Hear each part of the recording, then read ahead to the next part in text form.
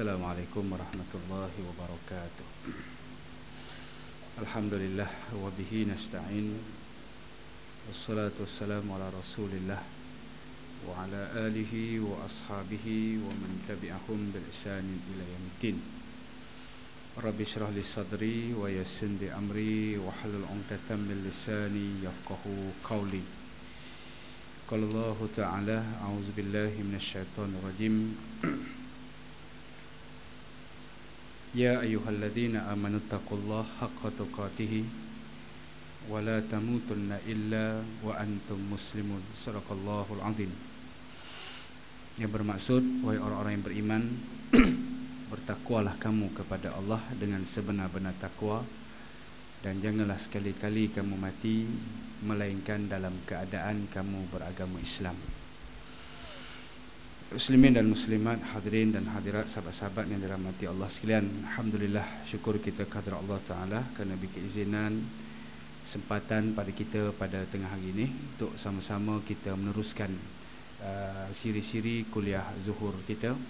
Dan seperti biasa, sebagai bahan rujukan ilmu kita bersama pada tengah hari ini, saya menggunakan kitab Al-Mau'izah fil Ahadits Al-Qudsiyah, ataupun nasihat dan bimbingan hadis kursi, himpunan hadis-hadis yang dikumpulkan oleh Imam Al-Ghazali rahimahullahu ta'ala. Baik, pada tengah hari ini kita sambung kitab kita, iaitu kitab Al-Mau'izah fil Ahadits Al-Qudsiyah. Dan kita masuk pada tengah hari ini hadis yang ke-30. Hadis yang ke-30. Tuan-tuan yang ada kitab muka surat 81. Allah Ta'ala berfirman, yaqulullahu ta'ala, ya ayyuhalladzina amanu taqullaha haqqa tuqatih wa la tamutunna illa wa antum muslimun. Ya ibna Adam, innama masalul ilmi bila amalin kamasalil barqi wa ra'din bila matarin, wa masalul ilmi bila wa masalul amali bila ilmi kamasalil qausin bila watarin, wa masalul mali bila zakatin kamasalil man yarzaku milha ala safa, wa masalul mau'izati indal ahmaki kamasalil daril jawahir indal bahaim, atau kama qala. Baik, dalam hadis kursi ini Allah Ta'ala berfirman, wahai orang-orang yang beriman, takutlah kepada Allah dengan takut yang sebenarnya, dan janganlah mati di luar agama Islam. Baik, ayat yang kita baca ni tiap-tiap minggu kita dengar. Kalau hari-hari, kalau ustaz ceramah dimulakan dengan ayat ni, selalu dimulakan dengan ayat ni, dan surah Al-Imran kan. Dan ingatkan supaya manusia yang beriman supaya takut kepada Allah. Dan ya ayyuhalladzina amanu, wahai orang-orang yang beriman. Sebab itulah bila sebut iman, satu benda yang tak boleh diwarisi, satu benda yang tak boleh dipusakai, satu benda yang cukup tinggi value dia di sisi Allah. Sehingga kan disebut mulianya seorang manusia ni kerana iman dia. Kita ni jadi mulia ni sebab iman. Kita jadi mulia sebab ilmu. Mana dalil dia? Allah Ta'ala sebut dalam Al-Quranul Karim, a'udzubillahi minasyaitanir rajim, yarfa'illahu alladhina amanu minkum walladhina utul ilma darajat. Tu surah Al-Mujadalah ayat yang ke-11 tu. Dan sesungguhnya Allah Ta'ala meninggikan orang-orang yang iman, orang-orang yang beriman di kalangan kamu. Sebab tu pada pandangan Allah, mulianya manusia ni terletak kepada iman dia di sisi Allah, takwa dia di sisi Allah, bukan terletak kepada warna kulit, dan bukan terletak kepada bahasa yang dia guna pakai, bukan terletak raut wajah, bukan terletak kepada bangsa dia, ataupun terletak kepada pangkat jawatan dia. Kalaulah Allah Ta'ala meletakkan mulia manusia ni kerana bangsa Arab dia, maka rugilah tuan-tuan yang bangsa Melayu ni kan. Rugilah kita di bangsa Jawa ni kan. Rugilah Banjar ke Minangkabau ke, rugilah. Makna dia mulia manusia ni kerana iman dia. Dan sebab itulah Nabi SAW sebut la fatril arabiyyin, kan? Tidak ada beza orang Arab dengan bukan Arab, melainkan dengan takwa.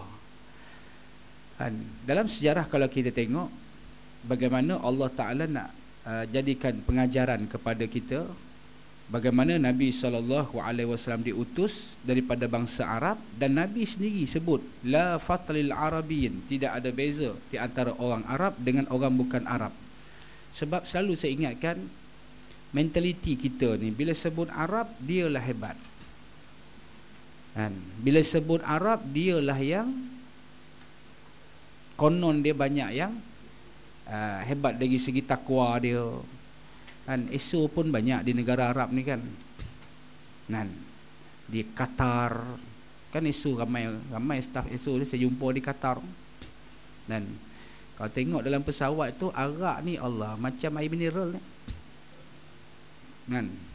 Sahabat saya pergi, dia kata di Abu Dhabi, hantar anak dia seorang, hantar anak dia nak pergi bertugas. Anak dia kerja tukang masak hotel. Orang putih panggil apa? Chef. Betul ke chef? Takut tersilap sebut, ni semua pakar orang putih belakang ni. Saya ni uji pondok ya.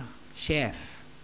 Dia kata dia mohonlah, dalam banyak-banyak hotel, 5 hotel yang dia pohon tu, 1 hotel dia yang dapur dia halal, yang lain semua ada pop, dia kata babi, semua ada serve babi dah.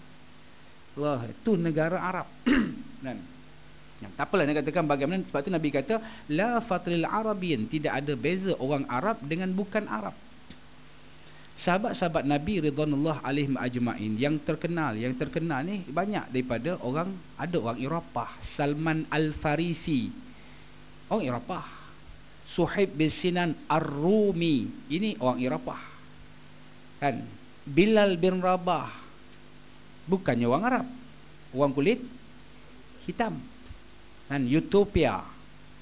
Sa'ad bin Mu'az, tu nak cerita bagaimana Sa'ad bin Mu'az, orang kulit hitam. Dan sampai diriwayatkan kisah bagaimana keimanan yang Nabi akui hebat yang ada kepada Sa'ad bin Mu'az ni. Ketika mana Sa'ad masuk Islam umur 31 tahun. Setelah 5 tahun dalam Islam, umur 36 tahun, pada ketika itu dia cari satu Madinah ni untuk berkahwin dengan seorang wanita. Cari satu Madinah, cari. Pergi jumpa sana, tak ada yang berkenan. Tengok sana, orang kata dia gila. Orang pergi sana kata, kau sedar tak kau tu hitam? Sebab Sa'ad bin Mu'az ni hitam. Dia ada Sa'ad bin Zaid. Sa'ad bin Zaid ini sahabat Nabi yang Nabi satukan dia dengan Abdurrahman bin Auf, orang kaya. Yang ni Sa'ad bin Mu'az nama dia. Sa'ad bin Zaid itu lain, orang kaya. Dan dia ni hitam, dia hitam sungguh. Kalau Bilal bin Rabah hitam, kalau Sa'ad duduk sebelah Bilal, Bilal jadi putih. Makna dia hitam metalik lah tu. Kalau ni 9, orang ni 9 kata hitam logam, itu bahasa ni 9. Jadi akhirnya Sa'ad bin Mu'az cari satu Madinah ni, semua orang kata, kau sedar tak semua, kamu ni hitam, nak kahwin lah dengan orang, ialah bangsa Arab masa tu kan orang ramai putih. Jadi akhirnya Sa'ad bin Mu'az pergi dekat Nabi SAW, jumpa Rasulullah. Ya Rasulullah, hinakah aku ni Rasulullah? Rasulullah, hinakah aku ni sebab kulit aku ni hitam ni? Rasulullah kata tidak, Sa'ad. Habis tu pasal apa aku pinang semua orang tak mau? Pasal apa pinang tak mau? Sa'ad, aku jamin kamu. Oh, Nabi sebut aku jamin kamu. Jamin tu maksud dia, bila Nabi jamin ni syurga. Aku jamin kamu Sa'ad. Yelah, jamin juga Rasulullah. Tapi aku nak nikah ni, aku jamin kamu. Baik, tak apa. Betul kamu nak kahwin? Ya. Aku cari kepada kamu seorang wanita yang paling segak di Madinah ni. Kamu nak tak? Paling segak. Orang Kelantan sebut comelote. Kalau orang ni 9 sebut lawa bona lah. Mungkinlah tuan-tuan sebut cun gila. Macam itulah lebih kurang kan. Cari yang paling cun sekali. Tak apalah, akhirnya Rasulullah tanya sahabat, siapakah wanita yang paling segak di Madinah ni? Ya Rasulullah, ada seorang wanita di kampung tu memang segak sungguh, cun gila Rasulullah. Sampaikan seorang pemuda yang ada di Madinah ni tak berani nak pinang dia. Semua orang tak berani pinang sebab terlampau segak sangat, tak berani pinang. Jadi menyebabkan, okey, Nabi kata kamu pergi bawa Sa'ad ni jumpa bapak dia, bagi tahu bapak dia aku suruh pinang anak dia untuk Sa'ad. Aku suruh. Sahabat pergi, makna dia juru cakap lah. Juru cakap. Pergi, bagi salam, sembang dengan bapak dia. Tanya bapak dia, beritahu bapak dia, saya ni sebenarnya, kata sahabat juru cakap, bawa hajat daripada Nabi SAW. Apa dia? Nak pinang anak tuan, anak gadis tuan ni. Nabi suruh ni. Okey, untuk siapa dia kata? Untuk Sa'ad bin Mu'az ni, yang hitam logam ni. Tapi dia tak sebutlah, yang tu saya sebut ya. Ni Sa'ad yang hitam ni. Dan akhir bapak dia kata, untuk Sa'ad, okey, tunggu sekejap. Bapak dia masuk dalam. Masuk dalam buat apa? Agak-agak masuk dalam buat apa? Tanya anak dia. Memang tuan-tuan fail lah sejarah. Bapak dia masuk dalam buat apa? Ambil pedang panjang. Yang tak ada sarung tu. Kalau orang hari ni kerih lah yang tak ada sarung tu. Kan ada orang perang kerih kan, tak ada sarung tu. Yang itulah lebih kurang. Dan dia ambil pedang panjang tu, berkilat pedang panjang. Kemudian dia letak dekat meja. Kamu sedar tak? Tuan-tuan, sahabat-sahabat tengok pedang. Lagi sekali dia backhand aku, memang out punya. Allah. Akhirnya Sa'ad dengan juru cakap ni lintang pukang lari. Lari tuan-tuan. Tengok pedang tu. Jadi akhirnya anak gadis dia keluar. Ayah, pasal apa ayah tolak pinang Sa'ad? Pasal apa tolak? Kamu nak jadikan Sa'ad tu suami kamu yang hitam legam ni? Ayah sedar tak siapa yang suruh Sa'ad pinang saya? Unzur matakul. Ayah sedar tak siapa yang suruh pinang ni? Ayah, yang suruh pinang ni Rasulullah, bukan pengurusi JKK. Rasulullah suruh pinang. Saya cukup berkeyakinan kalau Rasulullah yang suruh, ada kebaikan untuk saya ni, bakal suami saya ni. Allah, bapak dia berhutang astagfirullahalazim, macam tu lebih kurang. Allah, Rasulullah yang suruh, aku lupa. Tonton, itu zaman Nabi ada, lupa. Zaman sekarang Nabi tak ada dah tuan-tuan.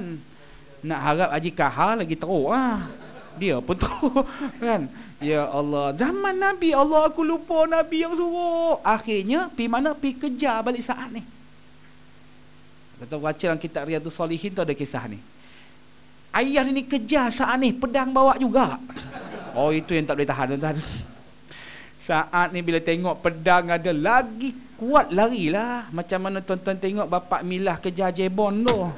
Kan lintang pukang larilah. Jadi akhirnya lari-lari minta perlindungan kepada siapa? Nabi SAW. Itu zaman tu lah. Sampai rumah Nabi, ya Rasulullah, kamu kata kamu jamin aku Rasulullah. Aku pergi rumah Rasulullah, dia tolak pinang aku, dia bagi ni. Bukan timur, dia bagi aku pedang. Akhir bapak datang. Assalamualaikum ya Rasulullah. Waalaikumsalam. Sa'ad mana? Sa'ad bin Mu'az mana? Sa'ad tengok belakang, duduk belakang Nabi. Macam tu lah lebih kurang. Tengok kata, Sa'ad, aku terima pinangan kamu. Tadi tolak ya. Yang ni depan Nabi, terima pula. Dia tak kata dekat Nabi, minta maaf tak. Ya, aku terima pinangan kamu. Nabi senyum. Baik Sa'ad. Okay, sekarang pinangan kamu dah diterima oleh Allah. Diterima oleh ayah dia. Aku nak tanya kamu Sa'ad. Kamu nak kahwin, duit ada ke tidak ni Sa'ad? Ya Rasulullah, baru aku teringat Rasulullah, duit tak ada Rasulullah. Tapi hati ingin kahwin. Duit tak ada. Sebelum Sweet September buat lagu tuan-tuan dah ada dah cerita orang. Kan Sweet September kan lagu. Dan nak kahwin, duit tak ada. Jadi akhir macam ni. Wahai Sa'ad, kamu pergi jumpa Abu Bakar As-Siddiq, minta 20 dinar. Dan ente jumpa Umar Al-Khattab, minta 10 dinar. Jumpa Osman Ibn Affan, minta 20 dinar. Dan jumpa Ali bin Abi Talib, minta 10 dinar. Baik, pergilah. Bila pergi, jumpa, wahai Abu Bakar, aku diperintah oleh Rasulullah SAW supaya minta duit dekat kamu 20 dinar, sebab aku nak kahwin, duit tak ada. Kan? Abu Bakar pada ketika itu tak cerita banyak. Rasulullah yang suruh, dia terus ambil dalam poket dia duit 20 dinar. Kan? Ni 20 dinar Rasulullah suruh bagi pada kamu, dan ni aku tambah lagi 20 dinar. Sebab apa? Sebab dalam ramai sahabat yang ada di Madinah ni, aku bangga Rasulullah pilih aku. Ni Abu Bakar As-Siddiq macam mana tarbiyah Nabi SAW. Aku bangga sebab apa? Nabi yang suruh kamu ni jumpa aku. Dalam ramai-ramai, walhal ramai sahabat tu kaya. Sa'ad bin Zaid kaya kan. Ni Sa'ad bin Mu'az ni kan. Abdurrahman bin Auf kaya. Dan apa lagi? Suhaib bin Sinan Ar-Rumi kaya. Keluarga Ummu Salamah kaya. Tapi kenapa Rasulullah pilih Abu Bakar As-Siddiq? Kan? Sebab Rasulullah pilih akulah. Kan, aku tambah kepada kamu 20 dinar lagi. Sa'ad bin Mu'az ni dia kata, Allah macam tu juga. Pergi jumpa Omar punya tu juga, dia bagi 10 dinar, kemudian tambah lagi 10 dinar sebab Rasulullah suruh kamu jumpa aku. Jumpa Osman pun macam tu juga, aku bangga sebab Rasulullah yang pilih aku dalam ramai-ramai sahabat yang ada di Madinah. Sampai pada Ali pun begitu juga. Kan, Allah, ini sahabat ni bangga kalau Nabi apa juga, kalau sekiranya Nabi sebut tu suruh pergi jumpa orang ni, Nabi yang suruh, Allah, kan, dia tahu dah mesti ada kebaikan dia. Kan, tu kalau kena kat kita macam mana agak abang-abang. Kan, aku nak kahwin ni kata, pengurusi surau suruh jumpa kau tak duit. Kau jumpa aku buat apa? Kau pergi jumpalah pengurusi JKK ataupun pergi jumpa ketua cawangan ke. Tu kalau kita. Kan, ni dah kata bangga tu. Makna cerita sahabat-sahabat Nabi ni begitulah yang diterbiah, diproses hatinya oleh Nabi SAW. Jadi pada ketika itulah bagaimana saat ni pun dalam riwayat yang saya baca, dia pergi kahwin, dia pergi menikah. Dan ada riwayat mengatakan tak dan tengok muka isteri lagi. Ada riwayat mengatakan dan dah tengok isteri dia. Orang Melayu kata batalai semayang lah. Tapi macam itulah. Dan tengok, dia kata dia punya seronok tengok isteri dia punya segak tu. Dia buat apa? Dia pergi jumpa Rasulullah. Sebab seronok sangat. Dia hitam, legam, kan? Tiba-tiba dapat isteri putih serelah. Kan, orang utara serelah lah. Orang ni sebenarnya sebut putih melopak. Kan, orang punya seronok, dia pergi jumpa Rasulullah. Aku dah kahwin Rasulullah. Aku dah kahwin dah. Baik, wahai Sa'ad, ada tak balance duit kamu menikah? Ada tak balance duit? Ada ya Rasulullah. Pergilah bagi persiapan-persiapan untuk kamu nak kahwin. Bukan, persiapan kamu nak berdirikan rumah tangga. Pilah beli periuk sikit, ataupun belilah dapur minyak cap butterfly tu ke, kan? Tak adalah zaman ni. Dulu adalah cap kupu-kupu tu ke, kan? Pilah beli periuk, jangan beli mahal-mahal tau. Jangan beli tefal, beli cap buaya sudah. Kan, contoh macam itulah. Kan? Jadi akhirnya saat ni tengah-tengah membeli kelengkapan rumah dia, nak kahwin, nak melarai kehidupan rumah tangga, tiba-tiba datang seruan jihad. Dalam seruan untuk berperang, perang Uhud masa tu. Adalah dia ambil, kalau zaman sekarang ni dia pakai siren lah. Zaman dulu dia pakai macam tanduk kebau kan. Macam itulah. Jadi saat ni bila nak bayar duit periuk dia, tiba-tiba seruan jihad. Dia tak cerita banyak, dia tak jadi. Dia pergi beli kuda, dia pergi beli perisai, dia pergi beli baju besi, dia beli kain. Dia buat apa? Dia beli pedang. Akhirnya dia selubung satu badan dia ni, sampaikan pakai baju besi. Dia tutup muka ni, tak nampak hitam dia tu. Duduk di bahagian depan sebelah Saidina Ali. Ali masa tu duduk di bahagian depan memimpin tentera yang berkuda ni. Sampaikan Ali tanya orang sebelah, siapa sebelah ni? Entah.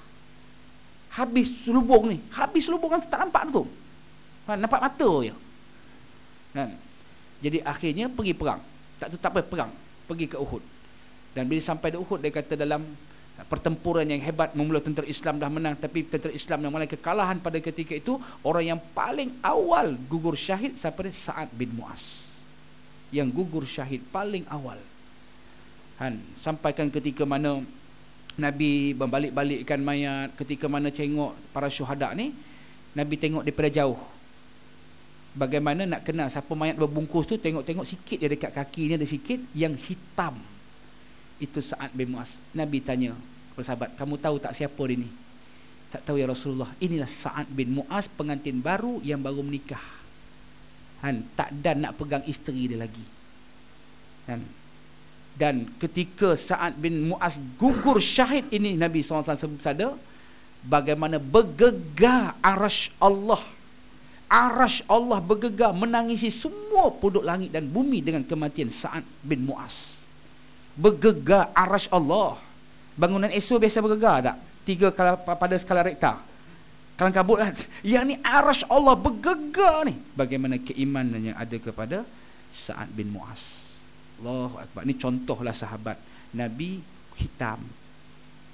Hitam sahabat. Sebab itulah Islam meletakkan mulia manusia ni bukan kerana warna kulit dia. Tapi kerana ketakwaan. Takwa ni pula dia nak cerita kepada kita bagaimana nak menjadikan seorang itu takwa, nak takut kepada Allah Ta'ala tu. Apa juga kehidupan ni lillahi ta'ala. Keikhlasan di sisi Allah. Selalu saya sebutkan ikhlas ni ayat yang selalu kita dengar. Ikhlas ni tapi kadang-kadang nak buat ikhlas ni payah, mudah diucap.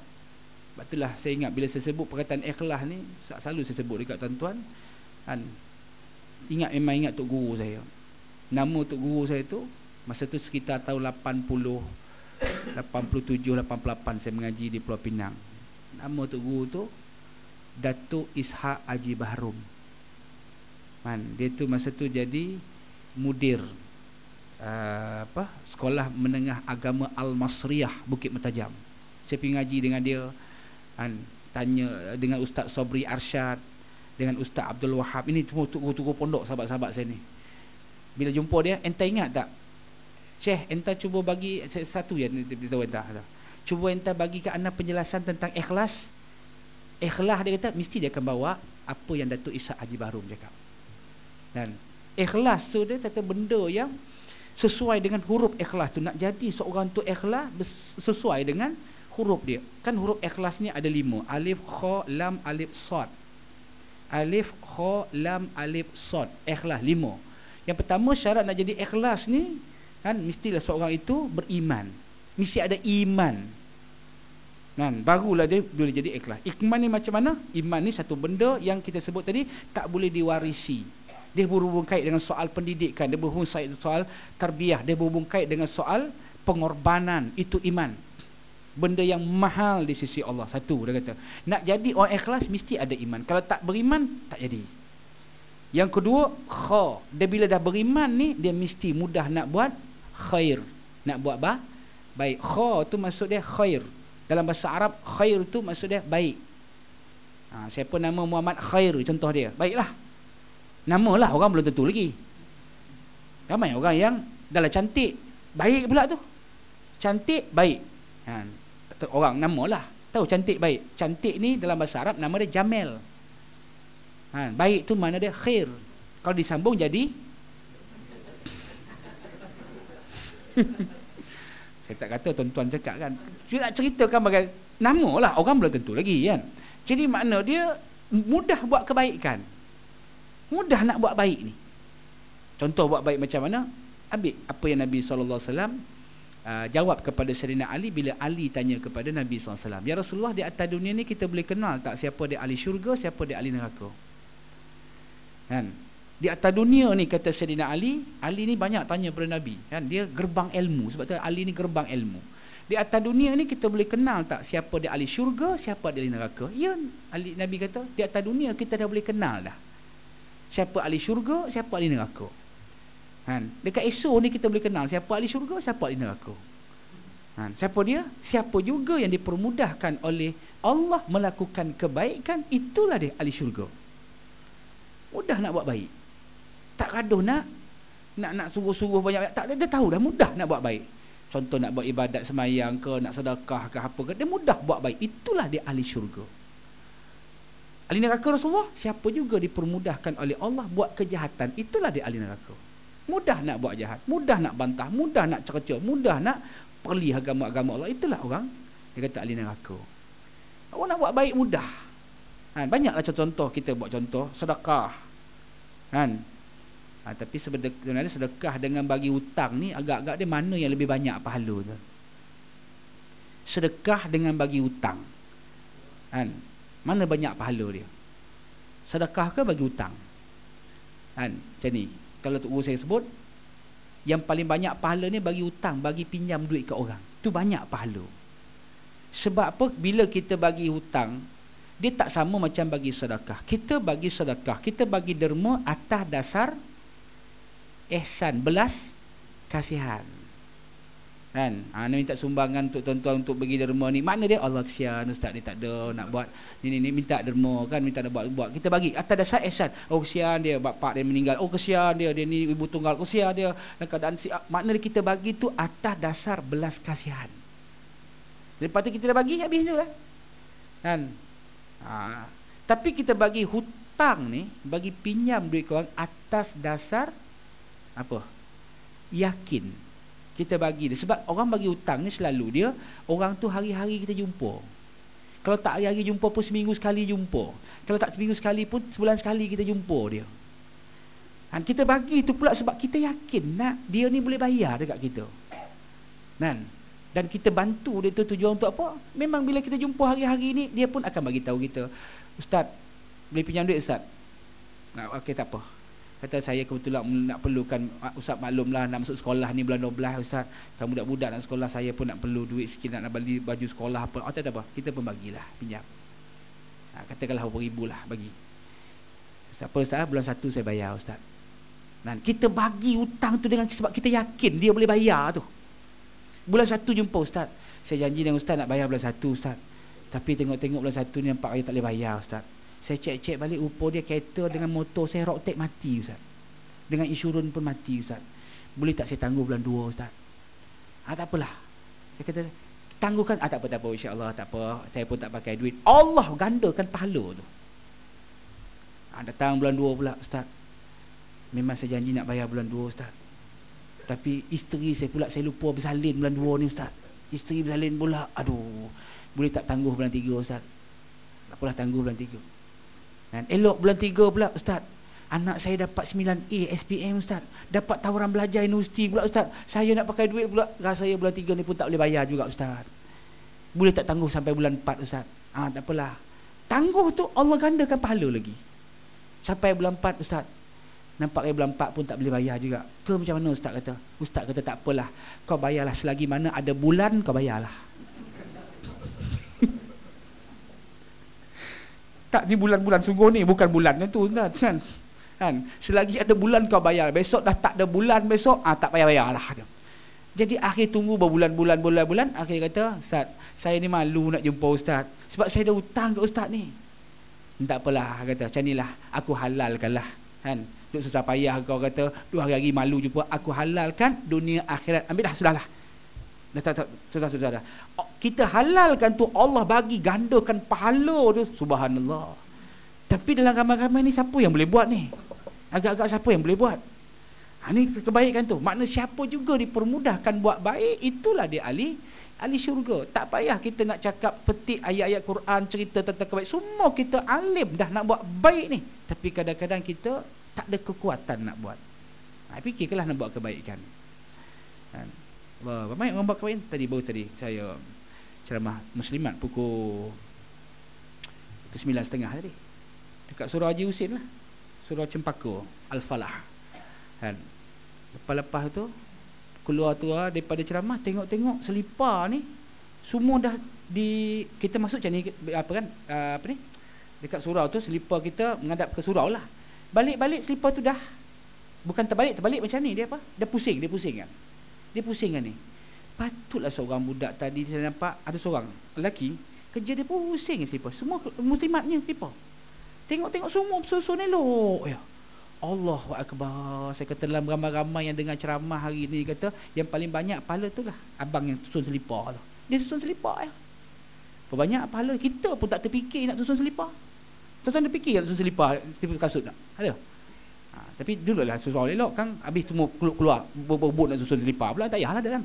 nak ceritakan, ya Allah, dipermudahkan buat baik. Jadi makna bila saya turun saja, tak payah nak pusing-pusing sekali-kali, turun, terus. Terus pakai seliput jalan terus. Makna dia dipermudahkan buat baik. Tu kha, kata Datuk Ishak Bajarum. Kemudian alif kha, lam. Bila dah ada alif, bila dah kha, buat baik, dia mestilah ada lam. Lam ni mana dia apa? Lillahi ta'ala. Nak buat tu kerana Allah Ta'ala, lillahi ta'ala. Lillahi ta'ala ni semua orang boleh cakap lillahi ta'ala, tapi macam mana dia katakan lillahi ta'ala? Makna dia kerana Allah semata-mata, bukan kerana nak mengharap pujian, bukan kerana nak dapat supaya orang kata alim, tak. Datuk Ishak baru buat contoh pelajar pondok. Yalah, kami masa tu duduk pondok. Pelajar pondok ni, dia kata seorang pelajar pondok ni, dia bapak dia kerja tanam pisang, dan anak dia pun dapat waris sikit lah. Macam bapak kita lah, kalau bapak kita pandai buat wiring, anak akan dapat waris jugalah, pandai juga buat wiring. Bapak ni pandai buat paip, insya-Allah anak pun pandai jugalah nak buat paip. Dan anak jadi arkitek, bapak arkitek, anak pun dapat lagi ilmu sikit yang berkaitan dengan arkitek tu. Jadi sahabat ni, budak pondok ni, nama dia Ali. Dia ni bapak dia tanam pisang, kerja tanam pisang je, dan dia mewarisi kan kerja bapak dia tu. Sampai kan duduk pondok pun tanam pisang juga. Ni cerita Ali ni. Ke saya dah cerita ni, cerita dah? Belum? Saya pun tak ingat dah cerita ke belum. Baik. Jadi akhir tak apalah, ni nak ceritakan lillahi ta'ala ni. Kan? Sampailah Ali, pisang dia bertanam elok-elok, dah tumbuh elok, dah cantik, apa semua isi dia pun baik. Akhir dia tebang, kemudian ambil standan pisang tu, pi bagi siapa? Bagi Tok Guru. Memang dia niat nak bagi Tok Guru. Memang daripada dulu niat nak bagi Tok Guru lah. Sejak dia mula dia tanam tu, niat bagi Tok Guru. Sampailah rumah Tok Guru, bagi salam. Assalamualaikum Tok Guru. Waalaikumsalam Tok Guru. Saya ni memang dah berniat daripada mula saya tanam pisang ni. Saya tanam pisang dekat pondok ni, tepi pondok Tok Guru. Memang saya niat nak bagi Tok Guru. Kan? Ni ambil lah. Allah, terima kasih Lali bagi saya pisang li saya. Allahu Akbar. Kan? Macam manalah nak balas balik jasa kamu ni Ali dah. Tak apalah, macam ni lah. Tunggu sekejap Ali. Letak pisang dekat dapur Ali. Kan? Kemudian Ali tunggu kejap. Tok Guru ni jumpa isteri dia. Kan? Nama isteri dia Hasnah. Contohlah Hasnah. Kan saya sebut nama Rasulullah, tuan-tuan marah pula. Kan? Katakanlah Hasnah. Nah, Ali bagi pisang kat kita ni. Abang ni tak sukalah kalau orang bagi dekat kita, kita tak bagi apa-apa kat dia. Ada tak apa-apa kat dapur sana boleh bagi kat Ali ni? Bang, semalam saya ajak abang pergi Giant, pergi NSK, beli barang dapur. Abang tak mau. Rumah kita ni tak ada apa. Belacan pun tak ada bang, kau nak bagi. Habis tu macam mana kata? Tak ada apa nak bagi apa kat Ali ni. Aduh, kau nak macam mana tak? Takkan Ali balik macam tu saja. Kalau abang nak juga abang, 2 hari lepas abang ingat tak? Siapa dia? Haji Jaafar bagi kita kambing seekor. Contohlah Haji Jaafar bagi kambing. Ada bukan rumah kita tu? Abang dah 2 hari ni saya tengok kambing ni, abang tak pergi tengok pun kambing ni. Abang sibuk pergi halaqah, abang sibuk pergi forum, abang sibuk pergi belajar ngajar sana. Bila abang nak bela kambing ni bang? Abang bagilah ke Ali, biar dia ahli yang bela kambing ni. Kan? Bagus juga dia kata. Tak apalah. Pergi Li. Saya ni Li, benda yang saya tak suka kalau orang bagi kat saya tak balas balik kita. Dah Tok Guru, saya bagi pisang ni kerana Allah. Bukan keikhlasan hati saya ni. Kerana Allah. Bukan saya nak Tok Guru bagi saya balik. Dah. Saya tak mau. Saya kerana Allah. Lillahi ta'ala. Dah Lali, cari Lali. Kau pergi ambil lah kambing belakang tu. Dah Tok Guru, saya bukan nak ni. Dah, saya pun lillahi ta'ala. Bagi. Kamu pergilah bola kami. Mudah-mudahan biar kami membiak. Ali kata, Tok Guru saya, dah, pergi ambil Li. Kan? Akhirnya, dah. Tok Guru kata, sungguh-sungguh nak bagi, ambil lah. Ali pun ambil. Dalam perjalanan balik, jumpa budak pondok nama dia Abu. Li, daripada mana? Daripada rumah Tok Guru. Aku tengok kambing ni macam kambing Tok Guru ni. Kan? Ya, dia kata, Tok Guru bagi aku. Pasal apa pula dia kata? Aku bagi dia pisang. Ni bagi aku kambing kata. Ya ke? Ya kata. Aku tak nak dia bagi juga. Tak apalah. Abu pun terfikir, Ali bagi pisang dapat kambing. Aku nak bagi apa Tok Guru ni agak dia. Jadi pun Abu pun pergi pasar nak beli apa. Tengok-tengok jumpa durian 2 biji. Durian tu nama dia Musang King. Kan? Isi dia cucuk ni seinci baru kena biji dia. Contohlah macam kucing tidur kan. Kan? Baik, akhir pergi Matuk Guru.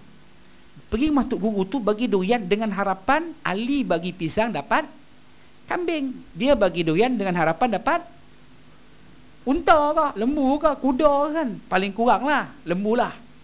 Pergi Matuk Guru. Assalamualaikum Tok Guru. Waalaikumsalam. Tadi saya pergi ke pasar.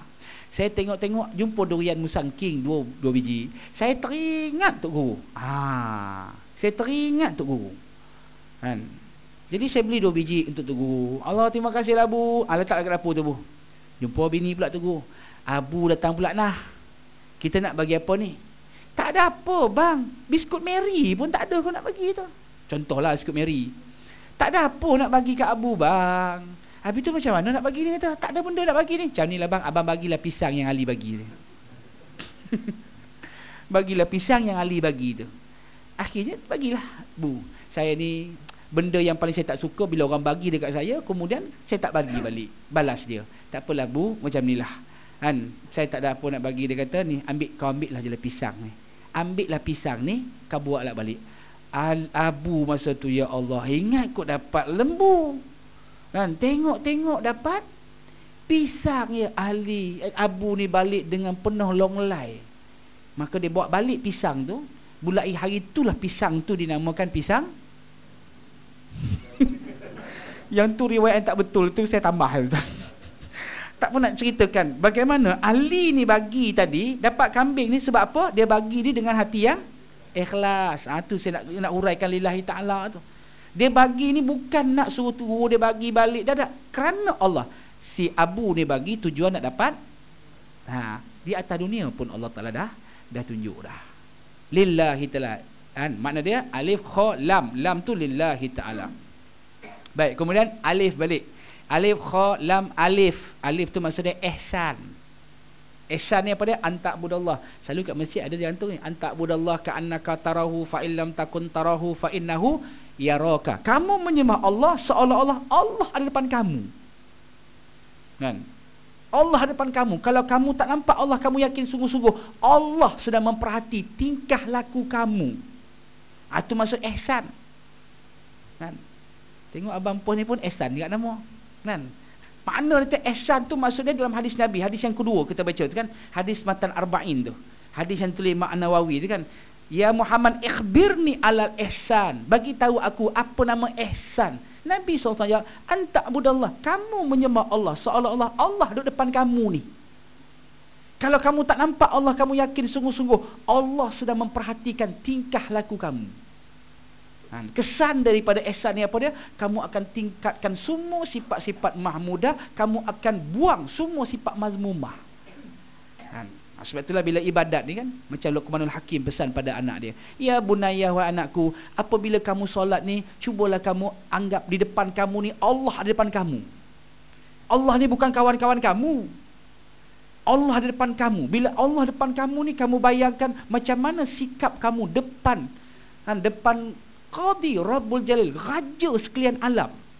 Tuan-tuan, kita kalau raja di atas dunia ni pun kan, kalau siapa yang biasa terima darjat pangkat lah kan, pergi masuk balai Rum Seri kan, adalah pengalaman sikit kan, masuk balai Rum Seri ni kan. Kita duduk balai Rum Seri ni, macam mana keadaan dia? Tuan-tuan, nak menguap pun tutup mulut. Tak ada. Nak menguap pun puas tahan ni. Sampaikan duduk ni nak berkelip mata pun tak ada. Tuan-tuan dengar ceramah saya dan nak lena sekejap. Ni nak lena tak ada, tuan duduk balai Rum Seri tu senyap. Nak kentut ni tahan ni. Jenuh. Orang ni sebelah kata jenuh komut, dia kata puas tahan ni. Nak tahan kentut tu pun tahan tu. Kan? Masa rehearsal dia kata, kalau raja dah masuk, dia kata, kita nak pergi buang air ke, kau tahanlah situ. Boleh tak raja tengah-tengah duduk atas tinggal sana tu, kita rasa nak buang air, boleh tak kita macam tuan-tuan duduk dengan ceramah kan, pergi buang air, boleh tak? Dah ada duduk senyap tuan-tuan, tahanlah kan. Dengan ini diumumkan, tuanku akan berehat 15 minit. Sila kata, tuanku lepas ya, macam ya Allah, jangan ceritalah termasuk dengan penceramahnya di depan. Kelang kabut lah pergi bilik air tu. Nak ceritakan bagaimana duduk depan raja tu. Tak berani duduk senyap. Banyak habis. Kan? Sampai nak berkelip mata puluh-puluh. Itu raja di atas dunia. Ini raja sekalian alam. Kamu sedang sembah Allah. Ni kata Luqman Hakim. Kamu ibaratkan depan kamu tu Allah depan kamu.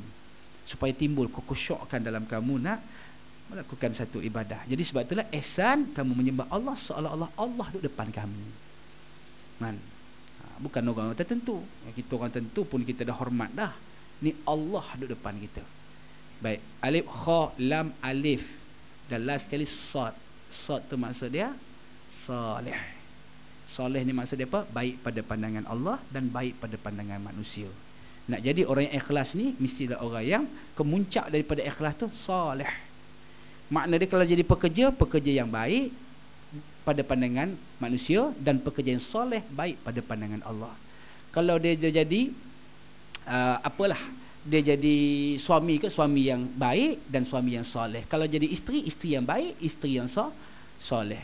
Jadi kita hari ni nak baru menuju rakyat yang baik tetapi kadang-kadang tidak soleh. Ramai rakyat yang baik. Kan? Ramai baik. Dan tapi kadang-kadang tidak soleh. Ramai pekerja yang baik, pangkat okey, tak pernah ambil harta syarikat, semua okey, tetapi kadang-kadang dia tidak soleh. Macam seorang bapa jumpa saya. Dan dia kata, "Ustaz, saya pun tak tahu nak cakap lah Ustaz, menantu saya ni." Saya kata, "Kenapa Ji?" "Entahlah Ustaz, kita pun tak tahu anak-anak pilih ni, macam itulah zaman kita hari ni. Tak apa dia, saya tak faham." Kata, kan, menantu kita ni semayang pun nampak cerca merebah lagi, tak berapa nak clear lagi, kata. Tak berapa nak betul lagi. Saya kata, "Macam mana?" "Dia balik kampung baru ni Ustaz. Dia balik kampung." Kan, kita pun bising lah, balik kampung datang lah, main lah semayang. Kan, bising datang semayang jugalah. Bila semayang, dia kata, kita dah semayang dulu. Dia masuk biar maghrib, dia kata. Kita dah rakaat kedua, dia baru nak masuk rakaat pertama. Dia pun masuk, mana tak faham lagi, masbuk muafiq tak faham lagi, kata. Kita bagi salam, dia bagi salam juga. Walhal kita dah rakaat kedua, dia baru masuk rakaat pertama. Kita bagi salam, dia bagi salam juga. Kita pun nak tegur pun tak sampai hati, tak tegur, tak betul.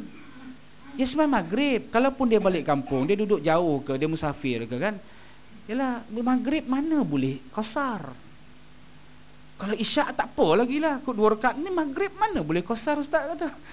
Tu macam mana kata? Macam mana Ustaz kata? Allahu Akbar, tak tahu lagi ni. Saya beritahu anak saya, kata, bagi tahu dekat suami kamu, dia semayang tak betul. Tak cukup 1 rakaat. Semayang tak cukup 1 rakaat. Maghrib 3 rakaat. Dia masuk masa abah semayang tadi, dia masuk abah dah 2 rakaat. Suruh dia semayang balik. Tak betul semayang tu, dia batal semayang tu. Isteri dia tanya, bagi tahu suami dia, "Bang, abah beritahu abang semayang tak betul. Abang tertinggal 1 rakaat. Abang kena semayang balik." Tu yang aku malah balik kampung ni, kata menantu dia. Malah balik kampung, tinggal 1 rakaat dia berkira, dia kata. Kau macam mana Ustaz kata? Kau macam mana Ustaz kata? Allahu Akbar. Saya kata, "Macam ni lah Haji ni dapat menantu yang baik tetapi tidak soleh. Tak apalah, suruh dia belajar balik lah. Dia baik tetapi tidak soleh. Kita hari ni nak baik dan soleh." Kalau Datuk Ishak Haji Bahrum kata apa? Dia kata ibarat kunci. Kunci dekat bangunan kita ni banyak kunci. Kunci sama, semua boleh masuk dekat lubang kunci tu. Tapi kunci yang mana yang boleh buka pintu tu? Banyak kunci ni. Kunci sama kan, kaca sliding door tu, kalau kita tengok sliding door, rumah kita banyak sliding door, ada 8 sliding door. Kunci sama tak? Sama. Semua kunci boleh masuk tu. Tetapi kunci mana yang boleh buka? Makna dia soleh tu, dia kata seperti anak kunci, masuk dekat tempat kunci tu boleh buka. Ada kunci yang boleh masuk tapi tak boleh buka. Kunci tu boleh buka. Itu yang dikatakan soleh. Baik. Makna dia pandangan Allah, kalau ikut baik pada pandangan manusia. Baik, itu dia katakan bagaimana seorang yang beriman tu dia buat satu benda ni dengan ikhlas. Itulah bila sebut ikhlas, apa yang disebut oleh Datuk Ishak Haji Bahrum tadi. Baik, muslimin dan muslimat dan mati sekalian. Kemudian firman Allah Taala lagi, takutlah kepada Allah dan takutlah kepada Allah dengan takut yang sebenarnya. Dan ittaqullah ya ayyuhalladzina amanu ittaqullah, dan apa dia? Ya ayyuhalladzina amanu ittaqullaha haqqa tuqatih, dengan takut yang sebenar-benar dia. Sebab itulah selalu disebutkan sahabat-sahabat Nabi ni bila dengar cerita tentang neraka ni, dia buat yang dia tu masuk neraka tu. Dia cerita neraka tu, dia bayangkan dia tu masuk neraka. Kan? Macam bulan lepas saya datang kan, ada saya cerita satu hari, saya ingat lagi bagaimana saya jumpa sahabat saya Ustaz Wanji. Dah cerita sini, saya pun tak ingat dah. Ustaz Wanji, kenal Ustaz Wanji? Ustaz Wanji cerita dekat saya ketika mana Tok Guru Nik Abdul Aziz Nikmat meninggal dunia. Kan? Dia kata pertama sekali dia tengok hari itu hari apa. Tengok hari itu hari Khamis malam Jumaat. Terus ingat hadis daripada Jabir bin Abdullah, mana-mana orang yang takdirkan Allah Ta'ala meninggal dalam keadaan mati pada malam Jumaat atau hari Jumaat sebelum imam bagi salam, dia kata maka orang ni mati dalam keadaan Allah Ta'ala bagi beberapa kebaikan kepada dia. Satu. Yang kedua, dia kata saya anak ni biasa bertugas, biasa berkhidmat dengan Tok Guru, tapi sebalik tabir lah.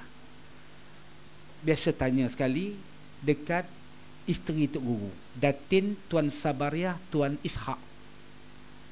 Tanya Datin Sabariah ni. Dia kata pertama sekali tanya macam manakah kehidupan dengan Tok Guru. Kan? Sebelum tu dia tanya dia interview lah. Dia kata Tok Guru, tanya Datin Datin Tuan Sabariah Tuan Ishak ni, macam mana pertemuan Datin dengan Tok Guru? Dia kata pertemuan ni, dia kata tak biasa bertemu pun. Menikah umur berapa? Dia kata dia menikah umur 16 tahun. Tok Guru masa tu umur dia 33 tahun. Kan? Datin ni umur 16 tahun, Tok Guru 33 tahun. Sebab apa? Nikmat tu, makna Tok Guru Nik Aziz punya bapa dengan Tuan Ishak tu, dua-dua ni sama-sama Tok Guru jodohkan anak. Tanya lagi, Datin biasa jumpa tak yang nama Nik Aziz ni sebelum nikah? Tak jumpa.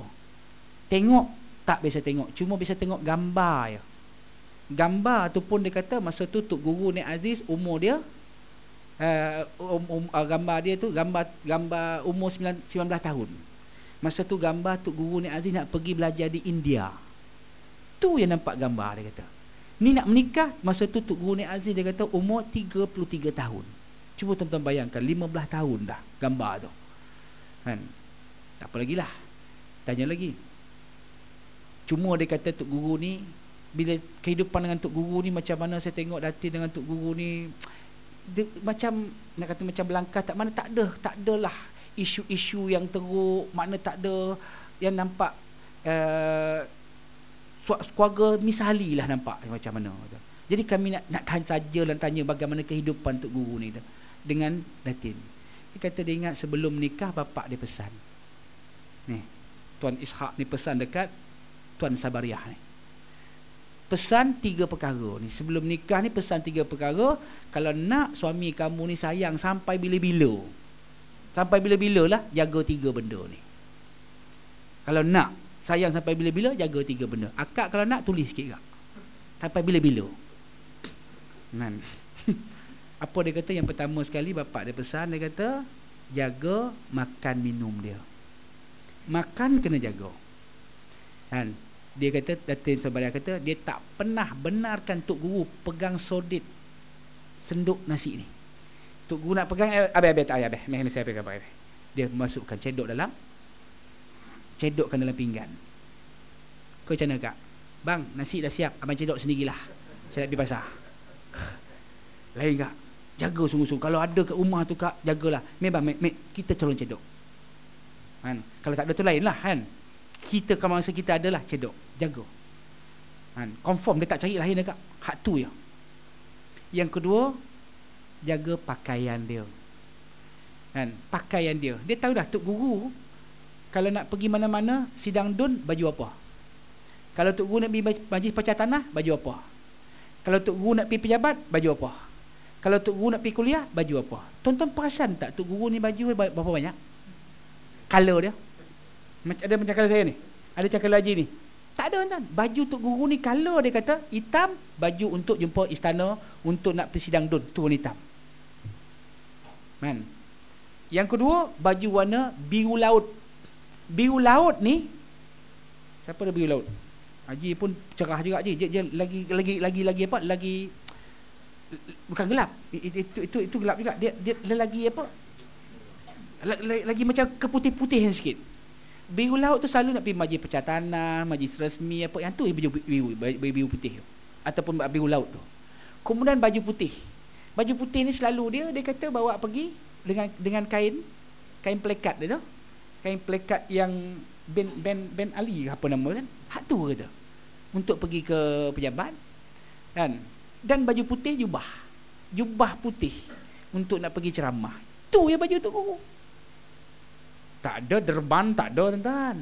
Kan bonia lagi tak ada. Humor bid'ah belaka tu. Kan tak ada, dia kata hak tu itu guru pakai. Kan orang marah pula, orang pakai derban pula, ustaz kata bid'ah pula dia. Dan nak ceritakan tu tak ada pakai baju-baju hak tu semua. Dia tahu semua dah. Sampai dia kata dia iron baju tu semua, dia tahu tok guru pergi mana. Tu lah baju dia iron. Kemudian yang ketiga dia kata kamu jaga sungguh-sungguh tempat tidur dia. Tok guru biasa memungut dekat saya, dia kata. Pasal apa? Kita ni menikah dah lebih 30 tahun dah. Tapi bilik kita ni macam mana kita menikah dulu, macam tu lah bilik kita ni. Cantik macam bilik pengantin.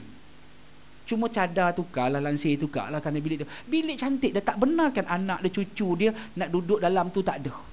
Tak benarkan nak masuk. Bilik cantik, dia macam bilik pengantin, dia kata. Jaga sungguh-sungguh. Kita bilik pengantin sebulan ni tuan-tuan. Lepas sebulan tu macam padan jarak, padan tu kukuh lah kita kan. Itu dia kata. Itu satu. Yang kedua, dia kata kan, apa benda yang paling seronok dengan Tok Guru? Dia kata benda yang paling seronok hidup dengan Tok Guru ni, sejak saya kahwin, dia kata, sampailah Tok Guru ni habis umur, dia kata, Tok Guru tak pernah miss bangun malam. Kan? Dia bangun malam ni, dia kata tak pernah tinggal, penat, letih macam mana pun dia pasti akan bangun malam. Pukul 4 pagi tu dah bangun dah. Tapi kalau biasa pergi dengar ceramah Tok Guru ni, orang-orang popular ni ceramah, dia ceramah pukul 11.30 sampai pukul 12. Itu waktu dia ceramah tu. Lepas tu pula taruh nak balik lagi, taruh nak apa balik sampai rumah pukul 3 4 pagi. Pukul 3 4 pagi ni tidur 1 jam, bangun pula, dia kata.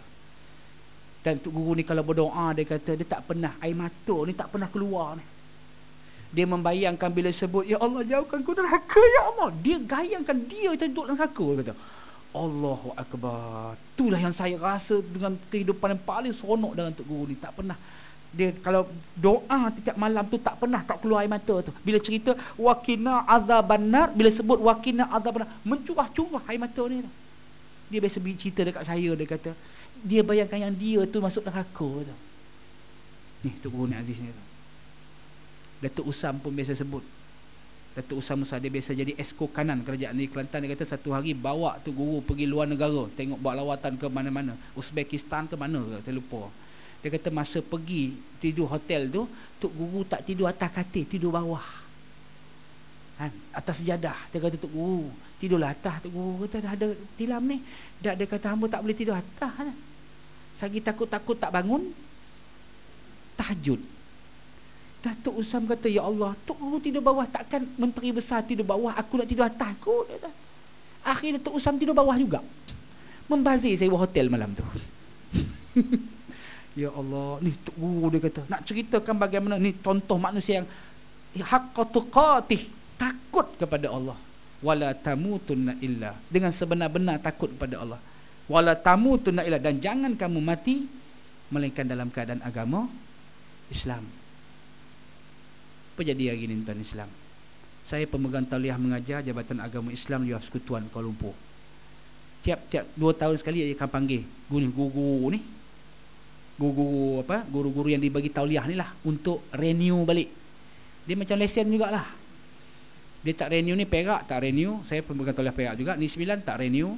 Selangor pun tak renew. KL renew balik. Kan? Renew tu bukan tujuan dia nak salahkan kita, tak, benda nak cerita apakah. Sebab Jawi ni dia kata dia ada pemantau dia. Kamu ceramah mana-mana ada pemantau. Ni dalam ni pun ada seorang ni, saya tak tahu yang mana satu lah. Ada ni kan. Dia ada pemantau, dia kata. Jadi pada ketika itu dia cerita balik, cerita tentang bagaimana keadaan-keadaan negara kita ni, hasil daripada Jakim buat kajian. Dia kata bagaimana banyak ajaran-ajaran yang tak betul wujud macam cendawan tumbuh lepas hujan ni. Entah pegang tauliah umur masa tu tahun bila, dia tanya saya. Kan, ni Timbalan Mufti tanya. tahun 98. Tahun 98 ada berapa ajaran sesat dia kata? Ada 103 saya kata. 103 ke 108 itulah. Kan. Ente tahu sekarang ni 2014 masa tu saya interview bulan 12 2014. Ente tahu sekarang ni ada berapa banyak ajaran sesat dalam negara kita? Ada 380 lebih ajaran sesat. Istimewa Malaysia ni kata, mainlah ajaran macam mana. Ramai pengikut dia. Mainlah dia tahu dah sesat lagi menyesatkan. Ada pengikut dia tu. Dia kata dia boleh kuasaan kerajaan langit. Ada tak pengikut dia? Tersaipah ayah pin. Kan? Dia kata dia Rasul Melayu. Ada tak pengikut dia? Ada. Apa lagi? Dia katakan bagaimana kalau nak buat haji ni tak payah pergi tabung haji, minta kota tabung haji tak payah, pergi kampung seronok, kampung Melayu, kampung seronok Bayan Baru Pulau Pinang. Balik dapat betul haji. Dan ada ajaran Nordin putih. Ada orang Wangsa Melawati ni tak? Ada Nordin putih. Kan? Ya Allah, dia punya pengikut cukup ramai ni. Duduk Taman Melawati tu. Saya mengajar dekat seorang sahabat tu, dia kata, ni Nordin putih. Iya ke kata. Kan? Tengah malam dia buat apa? Duduk tepi jalan pakai seluar pendek. Allah. Banyak ajaran-ajaran yang sesat terlalu banyak. Difatwakan sesat ni jangan cerita kata. Kan? Tu tak termasuk lagi tarikat yang banyak sesat ni. Makna dia sampailah ajaran yang paling baru ni. Nama dia tarikat 100. Bisa dengar tarikat 100? Tarikat 100 ni ilmu kebatinan. Dia lebih kepada ilmu kebal lah. Tembak tak load. Tu enak sangat tu. Jalan atas air. Kan? Boleh jalan macam tu ya. Dan jalan atas langit kata di awang-awangan. Apa dia kata? Akhirnya anak murid dia sendiri buat laporan tentang kesesatan guru dia. Sebab guru dia tak melampau sangat sampai dah menikah 13 orang isteri dia. Dihimpunkan satu masa 13 orang. Makna dia yang sah 4 dia. Yang lebih tu semua dia zina tu. Kan? Bukan zina lagi. Betul lah berzina dah buat dosa.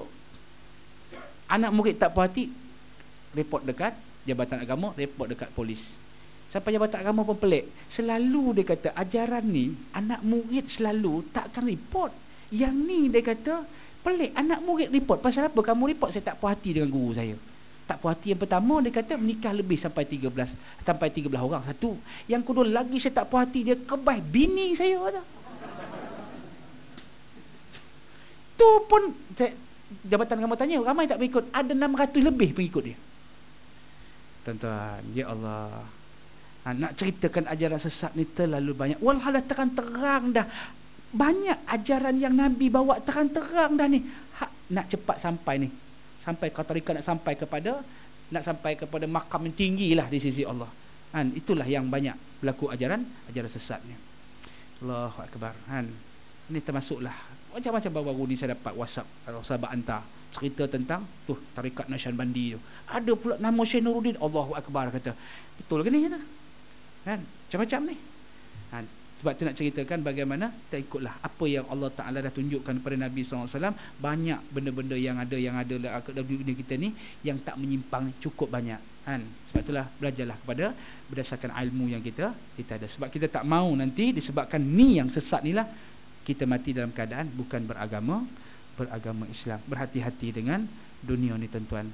Sebab tu dunia ni halal yang kita makan ni akan dihisab, haram yang kita buat akan diazab. Mudah-mudahan Allah Ta'ala bagi petunjuk kepada kita semua, jangan tersesat daripada jalan yang Allah Subhanahu Wa Ta'ala redai. Kuna firman Allah Ta'ala, wahai manusia, hanya senya perumpamaan ilmu yang tidak diamalkan sama dengan kilat dan guruh tanpa hujan. Wallahu a'lam. Yang itu insya-Allah kita sambung pada pertemuan akan datang. Sekadar itu dulu, mudah-mudahan apa